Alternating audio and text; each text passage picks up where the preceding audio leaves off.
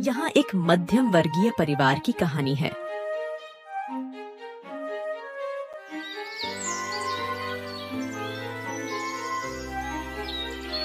जिसमें एक सुंदर और प्यारी लड़की सारा अपने माता पिता और दादी के साथ रहती थी।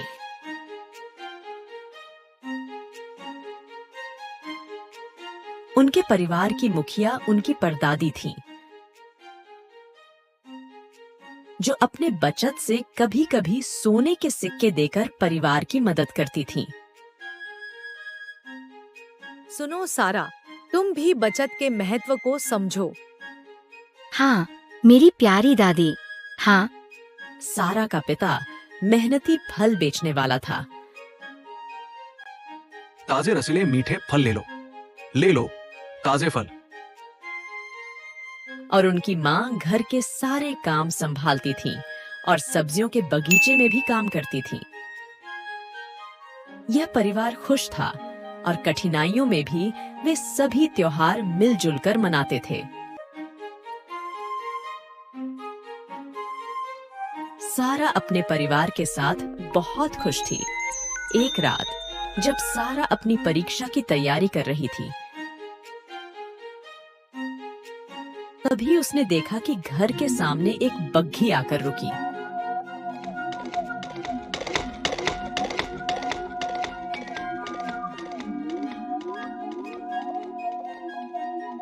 थोड़ी देर बाद उसकी दादी उस बग्घी पर बैठकर कहीं चली गईं।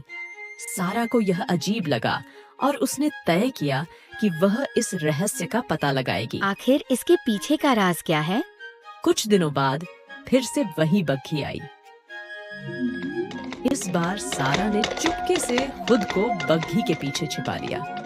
बग्घी घने जंगलों की ओर बढ़ी और एक गुफा के पास जाकर रुकी। सारा ने देखा कि उसकी दादी गुफा के अंदर जा रही हैं। सारा ने भी उन्हें चुपचाप फॉलो किया।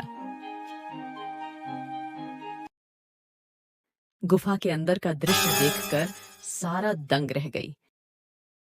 वहां सोने और रत्नों का बड़ा खजाना भरा हुआ था। सारा गुस्से में अपनी दादी के सामने आ गई और उनसे कठोर शब्दों में पूछा, आप इतनी स्वार्थी कैसे हो सकती हैं? आपके पास इतना बड़ा खजाना है, फिर भी आप देख रही हैं कि आपका बेटा, मेरे पापा, कड़ी धूप और ठंड में फल का ठेला खींचते हैं। मेरी माँ सुबह से रात तक काम करती है। ये सब देखकर भी आप हमें यह खजाना क्यों नहीं देती?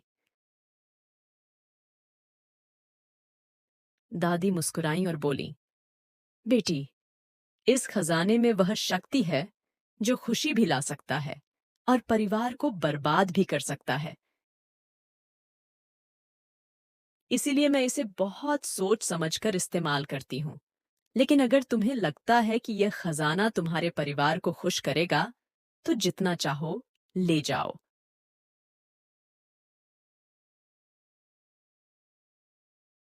सारा ने एक बोरी भर खजाना लिया और घर आ गई। धीरे धीरे उनके जीवन में बदलाव आने लगा। नया घर तो बंगला है। माँ पापा, आप लोग तो बिल्कुल बदल गए। पहचानना मुश्किल है। उनकी माँ ऊंचे दर्जे की जिंदगी जीने लगी। माँ, मुझे आपके हाथ का आलू का पराठा खाना है। जिद मत किया करो सारा, ऑनलाइन ऑर्डर करो या घर के कुक से कहो। किटी पार्टियों, शॉपिंग और मौज मस्ती में समय बिताने लगी। उनके पिता शराब और जुए में लिप्त हो गए। अब माँ के पास घर के लिए समय नहीं था, पिता के पास परिवार से बात करने का।